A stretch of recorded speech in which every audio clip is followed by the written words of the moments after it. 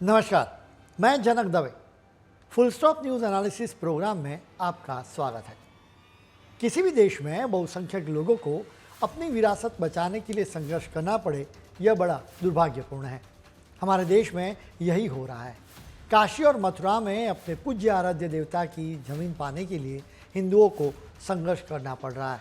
इससे बड़ा दुर्भाग्य और क्या हो सकता है। आज हम आपको बताएंगे कि कैसे बहुसंख्यक लोगों के लिए न्याय के दरवाजे बंद कर दिए गए थे, कैसे कानून ही अन्याय करता है। वही हम आपको वाराणसी ले चलेंगे और बताएंगे कि हिंदुओं की आस्था पर कैसे और कितने आघात हुए। फिर हम आपको मथुरा लिए चलेंगे, जहां श्री कृष्ण न्याय मांग रहे हैं।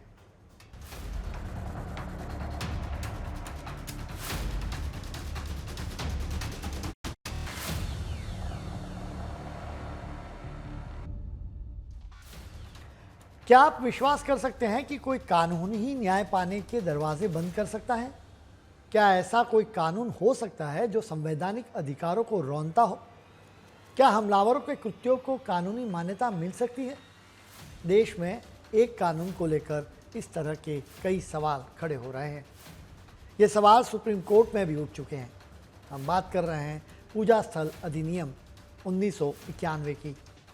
यह अधिनियम 15 अगस्त 1947 से पहले निर्मित धार्मिक स्थलों से संबंधित है। अधिनियम में स्पष्ट रूप से कहा गया है कि स्थिति को जो भी धार्मिक स्थल मौजूद है उनमें से कोई बदलाव नहीं होगा। 15 अगस्त 1947 से पहले अगर मस्जिद थी तो वो मस्जिद ही रहेगी और अगर वो मंदिर था तो मंदिर ही रहेगा। यानी किसी मंदिर को तोड़कर मस्जिद नहीं बनाई जा सकती और मस्जिद को गिराकर मंदिर नहीं बनाया जा सकता। अगर कोई ऐसा करने की कोशिश करता है तो उसे 3 साल की जेल और जुर्माना लगाया जाएगा। सबसे पहले सुनते हैं कि बीजेपी के नेता हरनाथ सिंह यादव ने इस कानून पर राज्यसभा में क्या कहा था। कि विदेशी आक्रांताओं द्वारा तलवार की नोक पर ज्ञानवापी और भगवान श्री कृष्ण की जन्मभूमि सहित अन्य पूजा स्थलों पर जो बलात् कब्जा किया गया उसे विगत सरकार द्वारा कानूनी रूप से सही ठहरा दिया गया है। हरनाथ सिंह ने स्पष्ट किया है कि विदेशी आक्रमणकारियों द्वारा हिंदू मंदिरों को तोड़कर मस्जिदों में बदल दिया गया है। उसे इस कानून द्वारा उचित ठहराया गया है। इसे कैसे उचित ठहराया गया ये समझने के लिए इस कानून को समझना आवश्यक है।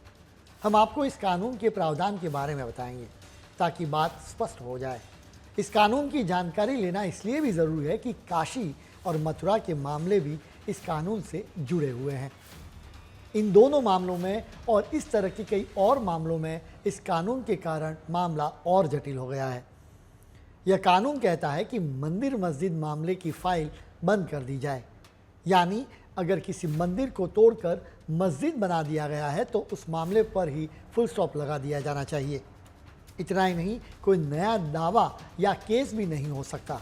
यानी न्याय के अधिकार पर ही फुल स्टॉप लगा दिया गया है। सबसे बड़ा विरोध इसी प्रावधान के कारण हो रहा है, क्योंकि इस कानून की वजह से न्याय पाने के दरवाजे बंद हो गए हैं। इसलिए मंदिर मस्जिद के अलग अलग मामलों में हिंदू पक्ष का तर्क है कि कोई कानून ही न्याय के लिए दरवाजे कैसे बंद कर सकता है। हिंदू पक्ष ने लगातार तर्क दिया है कि यह कानून हिंदू विरोधी है। सबसे पहले हम आपको इसे बेहतर तरीके से समझाएंगे। सदियों पहले मुस्लिम आक्रमणकारी हमारे देश में आए, हमारे मंदिरों को नष्ट कर दिया गया, इसलिए हमारे साथ अन्याय हुआ। यह कानून देश आज़ाद होने के बाद बनाया गया था, इसलिए वह अन्याय जारी रहा। मुस्लिम आक्रांताओं ने मंदिर को ध्वस्त कर दिया और उनकी जगह मस्जिदों को बना दिया। इस कानून ने इस अन्याय को संरक्षण दिया। इसलिए इस कानून को लाने वाली पिछली कांग्रेस सरकार ने मुस्लिम आक्रांताओं के हमले को जायज़ ठहराया। इस तरह से कहा गया है कि हम मुस्लिम आक्रांताओं की विरासत को बखूबी अक्षुण्ण रखेंगे। अब आपके मन में सवाल हो सकता है कि इस कानून के बावजूद अयोध्या में श्री राम मंदिर का निर्माण कैसे हुआ? क्या इस कानून के कारण कोई बाधा नहीं आई थी? इस सवाल का जवाब पाने के लिए सबसे पहले ये समझना जरूरी है कि आखिर यह कानून क्यों अस्तित्व में आया।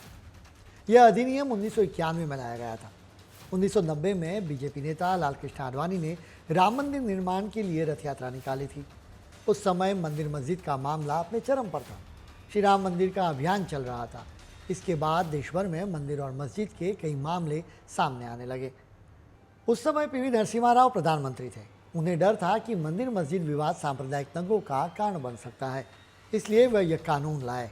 इसमें से उन्होंने श्री राम मंदिर मामले को अपवाद कहकर इस कानून से बाहर रखा।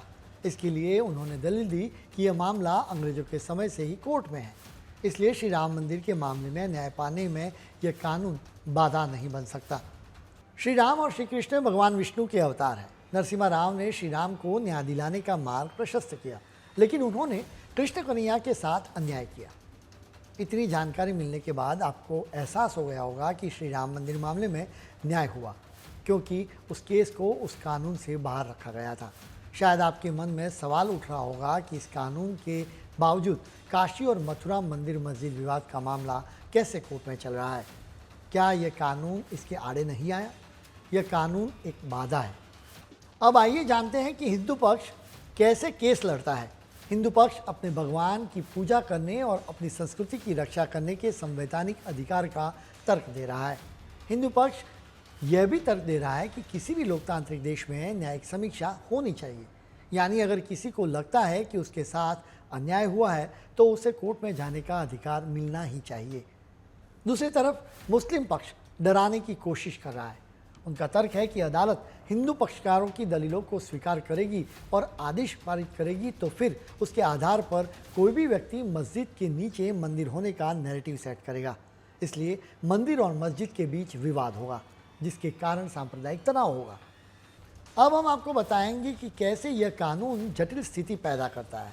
अगर हमारे मन में डर हावी हो जाए, उस वक्त हम कोई फैसला लेंगे तो निश्चित रूप से उससे गड़बड़ हो जाएगी। यही हाल इस कानून का भी है। अधिनियम में कहा गया है कि किसी भी पूजा स्थल के धार्मिक चरित्र को बदला नहीं जा सकता। अब इस कानून में धार्मिक चरित्र की कोई परिभाषा ही नहीं है। मामले को अदालतों की व्याख्या पर छोड़ दिया गया है, यानी यह अदालत पर छोड़ दिया गया है कि कौन सी जगह मंदिर है या मस्जिद। इसलिए विवाद सुलझने में देरी हो रही है। यह सिर्फ काशी और मथुरा में मंदिर मस्जिद का मसला नहीं है। देश में ऐसे 900 मामले चल रहे हैं। देश के सामने सबसे अहम सवाल यह है कि आप औरंगजेब की विरासत को संरक्षित रखना चाहते हैं या भगवान श्री राम और श्री कृष्ण की विरासत को।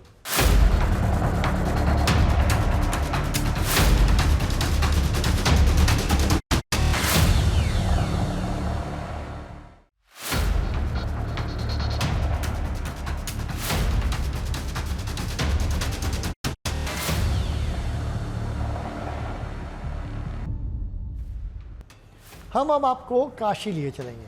काशी केवल हमारी आस्था का तीर्थ ही नहीं है, ये भारत की शाश्वत चेतना का जागृत केंद्र है। काशी का नाम सुनकर स्वाभाविक रूप से महादेव की याद आनी चाहिए, क्योंकि काशी उनकी पवित्र भूमि है। लेकिन फिलहाल ये शहर ज्ञानवापी मस्जिद को लेकर चर्चा में है। इसलिए हम बात करेंगे कि इस ज़मीन पर विवाद के कांटे कैसे उभरे, क्योंकि आखिर इस मामले में हिंदू पक्ष ने मस्जिद की ज़मीन को लेकर सवाल उठाए हैं। हिंदू पक्ष ने इस मामले में बार बार दलीलें दी हैं कि मुस्लिम शासकों ने विश्वनाथ मंदिर को तोड़कर मस्जिद बनवाई है। हमने आपको पूजा स्थल कानून के बारे में बताया था। हमने आपको बताया था कि आज़ादी से पहले अगर मस्जिद है तो वह मस्जिद ही रहेगी। इसलिए आपके मन में ये सवाल ज़रूर हो रहा होगा कि ज्ञानवापी मस्जिद आज़ादी से पहले बन गई थी, तो फिर इस कानून के बावजूद मामला कैसे चल रहा है। हिंदू पक्ष ने इसका भी समाधान निकाला है। हिंदू पक्ष ने मांग की है कि मुस्लिम पक्षकार साबित करे कि उनकी मस्जिद वैध है। इसके लिए कुछ तर्क दिए गए हैं। उदाहरण के लिए इस्लाम में मस्जिद के लिए ज़मीन कैसी होनी चाहिए, इसके लिए नियम स्पष्ट है। अगर किसी व्यक्ति को ज़मीन विरासत में मिली हो, उसने खरीदी हो या किसी ने उसे मर्जी से दान कर दी हो, उसी स्थिति में इस ज़मीन पर वह मस्जिद बना सकता है। एक और महत्वपूर्ण शर्त यह है कि इस भूमि पर पहले से कोई संरचना नहीं होनी चाहिए। इतना ही नहीं, दूसरी संरचना की एक भी ईंट नहीं होनी चाहिए। अन्य धर्मों के प्रतीक भी नहीं होने चाहिए। इसे समझने के बाद अब ज़रा वाराणसी की ज्ञानवापी मस्जिद की पश्चिम दीवार की इस तस्वीर को देख लीजिए। इस तस्वीर को देखकर सवाल उठता है कि क्या खुदाई टेस्टिंग और कार्रवाई की ज़रूरत भी है क्या?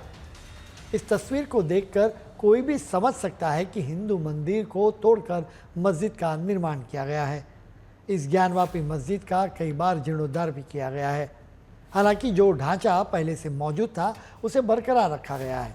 अब भारतीय पुरातत्व सर्वेक्षण ने भी इस बात की पुष्टि कर दी है कि मस्जिद की पश्चिमी दीवार वास्तव में मंदिर का एक हिस्सा ही थी। एएसआई ने 849 पेज के रिपोर्ट तैयार की है, जिसमें स्पष्ट रूप से कहा गया है कि वर्तमान ज्ञानवापी मस्जिद वास्तव में एक हिंदू मंदिर को ध्वस्त करके बनाई गई थी। हम आपको एएसआई की रिपोर्ट की कुछ और बातें भी बताएंगे। उदाहरण के लिए, मस्जिद बनाने के लिए मंदिर के स्तंभों का पुनः उपयोग किया गया था।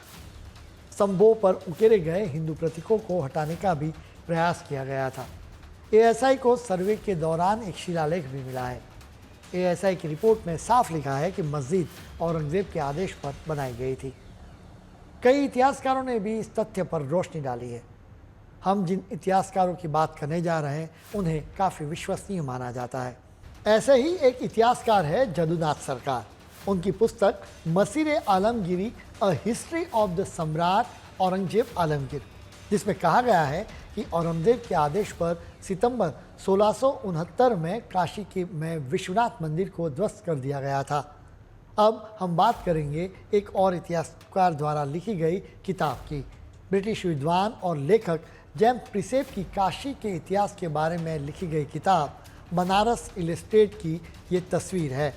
19वीं शताब्दी में लिखी गई इस पुस्तक में काशी के इतिहास, काशी की संस्कृति, काशी के घाट और सबसे महत्वपूर्ण बात, ज्ञानवापी मस्जिद परिसर में मंदिर के मामले में जानकारी दी गई है। उन्होंने काफ़ी संशोधन करने के बाद इस पुस्तक को लिखा है, जिसके लिए उन्होंने काशी नगरी का व्यापक सर्वेक्षण भी किया। प्रिसेप ने साफ लिखा था कि ज्ञानवापी मस्जिद हिंदू मंदिर को तोड़कर बनाई गई थी। उन्होंने अपनी पुस्तक में यह भी प्रस्तुत किया है कि पिछला विश्वेश्वर मंदिर कैसा था। कई किताबों में इस बात का जिक्र है कि मंदिर को तोड़कर ज्ञानवापी मस्जिद का निर्माण किया गया। कई इतिहासकारों ने शोध कर यह बात बताई है। ऐसे ही एक इतिहासकार है एडविन ग्रेब्स। उन्होंने अपनी किताब काशी द सिटी इलस्ट्रेशन या बनारस में लिखा है कि मंदिर की जगह पर औरंगजेब की मस्जिद बनाई गई थी। यह केवल इतिहासकारों के बारे में नहीं है, बल्कि हमारे शास्त्रों में भी ज्ञानवापी का जिक्र है। उदाहरण के लिए स्कंद पुराण में काशी खंड में कहा गया है कि ज्ञानवापी का निर्माण स्वयं भगवान शंकर ने किया था। अब शायद आपके मन में सवाल हो सकता है कि अगर विश्वनाथ मंदिर को तोड़कर ज्ञानवापी मस्जिद बनाई गई तो वर्तमान विश्वनाथ मंदिर किस ज़मीन पर है? वर्तमान विश्वनाथ मंदिर मस्जिद के पास ही है। इस मंदिर का निर्माण रानी अहल्याबाई होलकर ने 1777 में करवाया था। हिंदू और मुसलमान अपने अपने तरीके से पूजा करते थे। हिंदू नियमित रूप से मस्जिद के पश्चिमी हिस्से में देवी श्रृंगार गौरी की पूजा करते थे। ज्ञानवापी में 1993 से पहले एक परिवार तहखाने में नियमित पूजा करता था। व्यास परिवार द्वारा पूजा की जाती थी, इसलिए इसे व्यास जी का तहखाना कहा जाता था। यहाँ नियमित पूजा होती थी। 1993 में पूजा बंद कर दी गई थी। हम आपको बताएंगे कि इस पूजा को किसने रोका। 1993 में समाजवादी पार्टी की सरकार ने इस पूजा को बंद कर दिया था। उस पूजा को रोकने का एकमात्र कारण मुस्लिम तुष्टीकरण था। उस समय मुलायम सिंह यादव मुख्यमंत्री थे। उन्हें मुसलमान वोट भगवान से भी ज़्यादा प्रिय लगे। मुलायम ने पूजा रोकने का लिखित आदेश नहीं दिया था। हिंदुओं को पूजा करने से रोकने के लिए जिला मजिस्ट्रेट को मौखिक आदेश जारी किए थे। हिंदुओं के प्रवेश को रोकने के लिए बैरिकेड्स भी लगाए गए थे। हिंदू पक्ष को आखिरकार न्याय मिल ही गया। अदालत के आदेश पर अब व्यास जी के तहखाने में फिर से पूजा शुरू हो गई है। एएसआई की रिपोर्ट के कारण ही पूजा की जा रही है। ज्ञानवापी मस्जिद के व्यास जी तहखाने में पूजा पाठ करने के मामले में मुस्लिम पक्ष को सुप्रीम कोर्ट से भी झटका लगा है। सीजेआई डीवाई चंद्रचूड़ ने कहा कि ज्ञानवापी तहखाने का प्रवेश दक्षिण से है, जबकि मस्जिद का उत्तर से। दोनों एक दूसरे को प्रभावित नहीं करते हैं। हिंदू पार्टी पूजा के इस अधिकार को एक महत्वपूर्ण मोड़ मानती है। हिंदू पक्ष इसकी तुलना बाबरी मस्जिद मंदिर मामले में 1986 के फैसले से कर रहा है। 1986 में एक स्थानीय अदालत ने सरकार को आदेश दिया था कि वह हिंदू श्रद्धालुओं के लिए साइट खोले। यानी ऐसा लगता है कि ज्ञानवापी का मामला उसी रास्ते पर चल रहा है। इस मामले में एएसआई के सर्वे से हिंदू पक्ष को मदद मिली है। हालांकि एएसआई के सर्वे के बाद भी ज्ञानवापी के 3 ऐसे राज हैं जिनसे पर्दा उठना अभी बाकी है। इन रहस्यों में से एक बड़ा कुआं है। इस सर्वेक्षण की रिपोर्ट मस्जिद के नीचे पाए गए बड़े कुएं के बारे में कोई जानकारी नहीं देती है। दूसरा रहस्य पूर्वी दीवार का है। यह ज्ञात नहीं है कि इस पूर्वी दीवार के पीछे क्या है। तीसरा रहस्य वजूखाने में पाई जाने वाली शिवलिंग जैसी आकृति है। वजूखाने में सर्वे न होने के कारण उसकी हकीकत का पता नहीं चला है। इस रहस्य को सुलझा न पाने की वजह यह है कि कोर्ट के आदेश पर अब तक बिना खुदाई के, बिना वैज्ञानिक तरीके से सर्वे किया गया है। ऐसा लगता है कि इन रहस्यों से पर्दा हटाने के लिए अभी भी एक लंबी लड़ाई लड़नी होगी। ये तो वाराणसी की बात हुई, लेकिन अब हम आपको मथुरा लिए चलेंगे।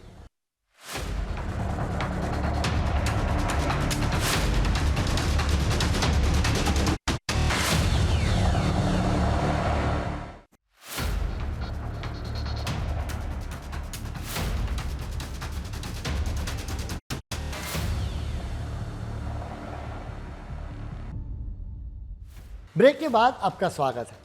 भारत में फिर से नारा लगाया जा रहा है कि अयोध्या एक झांकी है, काशी मथुरा अभी बाकी है। अब आप उत्तर प्रदेश के मुख्यमंत्री योगी आदित्यनाथ इस पर क्या कह रहे हैं वो सुने। अयोध्या के लिए, और देखिए अयोध्या का उत्सव लोगों ने देखा तो नंदी बाबा ने भी कहा भाई हम काहे इंतजार करें।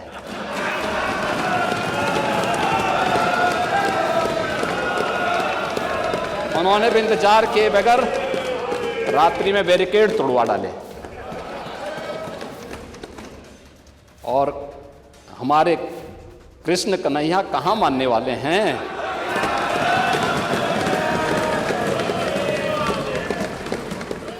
योगी आदित्यनाथ कह रहे हैं कि हमारे कृष्ण कन्हैया कहाँ मानने वाले हैं। श्री राम को न्याय मिला, अब श्री कृष्ण की बारी है। जहाँ श्री कृष्ण है वहाँ महाभारत है। हम आपके सामने मथुरा के महाभारत की कथा प्रस्तुत करेंगे। हम आपको इतिहास के पन्नों से लेकर कोर्ट बिल्डिंग तक की मथुरा की यात्रा पर लिए चलेंगे। हम बात करेंगे कि कैसे श्री कृष्ण के मंदिर के लिए न्याय के मंदिर में लड़ाई लड़ी जा रही है। आपको पता ही होगा कि अयोध्या श्री राम मंदिर मामले में भारतीय पुरातत्व सर्वेक्षण को खुदाई कर सबूत मिले हैं। उस साक्ष्य के आधार पर ही हिंदू पार्टी का आधार मजबूत हुआ था। इसी तरह वाराणसी में ज्ञानवापी मस्जिद में सर्वे का काम किया गया। अब हम मथुरा के मामले की बात करेंगे। हिंदू पक्षकार का कहना है कि श्री कृष्ण जन्मभूमि मंदिर की जगह शाही ईदगाह मस्जिद बनाई गई है। पूरा विवाद 13.37 एकड़ ज़मीन का है। इस ज़मीन के मालिकाना हक को लेकर दावे किए गए हैं। जहां 11 एकड़ में श्री कृष्ण जन्मभूमि मंदिर है, वहीं बाकी 2.37 एकड़ ज़मीन में शाही ईदगाह है। यह शाही ईदगाह की ज़मीन हिंदुओं की ज़मीन बताई जाती है। स्वाभाविक है कि मुस्लिम पक्ष ने इस दावे को खारिज कर दिया है। आइए जानते हैं कि कैसे शुरू हुआ ये विवाद। हम सभी जानते हैं कि मथुरा श्री कृष्ण की भूमि है। श्री कृष्ण का मंदिर सबसे पहले उनके परपोते व्रजनाथ ने बनवाया था, जिसका जिक्र कई जगह किया गया है। उन्होंने मंदिर के साथ साथ कुएं भी बनवाए थे। बाद में हुण और कुषाण के हमले में मंदिर को नष्ट कर दिया गया था। सम्राट विक्रमादित्य ने गुप्तकाल में एक भव्य मंदिर का निर्माण करवाया था, जिसे 1017 में हमलावर गजनी ने क्षतिग्रस्त कर दिया था। उसके बाद इस मंदिर का निर्माण हुआ और आक्रांताओं ने इसे तोड़ना जारी रखा। मंदिर और मस्जिद के विवादों में एक किरदार की खूब चर्चा होती है। वह किरदार है औरंगजेब। औरंगजेब ने कई मंदिरों को ध्वस्त कर दिया और उसके बजाय मस्जिदों का निर्माण किया। इस मुस्लिम शासक ने मथुरा में श्री कृष्ण जन्मभूमि मंदिर को गिराने का आदेश भी दिया था। मंदिर ढह गया और उसके स्थान पर शाही ईदगाह मस्जिद बनाई गई। मस्जिद के निर्माण के बाद यह ज़मीन मुसलमानों के हाथों में गई। लगभग 100 साल तक हिंदुओं को यहाँ प्रवेश करने की अनुमति नहीं थी। 1770 में मुगलों और मराठाओं के बीच युद्ध हुआ। मराठाओं ने इस युद्ध को जीत लिया। उन्होंने फिर से मंदिर का निर्माण शुरू किया। भूकंप में मंदिर पूरी तरह से नष्ट हो गया था। यह जगह सालों तक खाली पड़ी रही, जिसके बाद फिर से विवाद शुरू हो गया। 1803 में ईस्ट इंडिया कंपनी ने मथुरा की भूमि को नियंत्रित किया। 1815 में ईस्ट इंडिया कंपनी द्वारा 13.37 एकड़ ज़मीन नीलाम की गई, जिसे राजा पट्नीमल ने खरीदा था। वे वहां मंदिर बनाना चाहते थे, लेकिन मंदिर नहीं बन सका। इस ज़मीन को जुगल किशोर बिड़ला ने 1944 में खरीदा था। 1951 में बिड़ला ने श्री कृष्ण जन्मभूमि ट्रस्ट की स्थापना की। इस ज़मीन के अधिकार अब इस ट्रस्ट को दिए गए हैं। मंदिर का निर्माण 1953 में ईदगाह के बगल में शुरू हुआ और 1958 में ये बनकर तैयार हुआ। 1958 में ज़मीन के बगल में मंदिर की देखभाल के लिए श्री कृष्ण जन्मस्थान सेवा संघ का गठन किया गया। तो एक तरफ मंदिर था और उसके किनारे शाही ईदगाह। 1968 में श्री कृष्ण जन्मस्थान सेवा संघ और शाही ईदगाह कमेटी के बीच समझौता हुआ। बाकायदा एक समझौता हुआ। इस समझौते के अनुसार मंदिर और उसकी भूमि सेवा संघ को दी गई और शाही ईदगाह पर नियंत्रण ईदगाह समिति को सौंप दिया गया था। अब 2020 में इस मामले में नया एक मोड़ आया। रंजना अग्निहोत्री और कुछ अन्य लोगों ने सेवा संघ और शाही ईदगाह समिति के बीच समझौते को अदालत में चुनौती दी। यह मामला अब विभिन्न अदालतों में लंबित है। कमल के आकार के खंभे, हिंदू धर्म के प्रतीक, नक्काशी इस बात का प्रमाण है कि मंदिर के स्थान पर ईदगाह बनाया गया है। इस मस्जिद में शेषनाग की छवि को भी ध्यान में रखना होगा। अब इस मामले में भारतीय पुरातत्व सर्वेक्षण का रुख भी जानने जैसा है। आरटीआई के तहत इसकी जानकारी मांगी गई थी। एएसआई ने स्पष्ट जवाब दिया है कि मंदिर औरंगजेब ने गिराया था। वह मंदिर श्री कृष्ण जन्मभूमि मंदिर परिसर का एक हिस्सा था। अब न्याय के अंतिम द्वार तक यह साबित करना बाकी है। हिंदू पक्ष मांग कर रहा है कि मथुरा और ज्ञानवापी ही नहीं, मंदिर और मस्जिद के सभी मामलों का निपटारे के लिए ट्रिब्यूनल स्थापित किया जाए, जहां रोजाना सुनवाई हो, जिसकी सूचना सुप्रीम कोर्ट को दी जाए ताकि न्याय आसानी से और जल्दी हो सके। श्री कृष्ण को भी इसी न्याय की प्रतीक्षा है। समय के चक्र के साथ साथ वे सुदर्शन चक्र भी चला सकते हैं, क्योंकि एक सीमा तक श्री कृष्ण किसी की गलती माफ़ कर देते हैं, चाहे वह शिशुपाल हो या अन्य कोई आक्रांता। आज के बुलेटिन में आज इतना ही। कल नए मुद्दों के साथ फिर मिलेंगे। तब तक के लिए दीजिए इजाज़त। नमस्कार।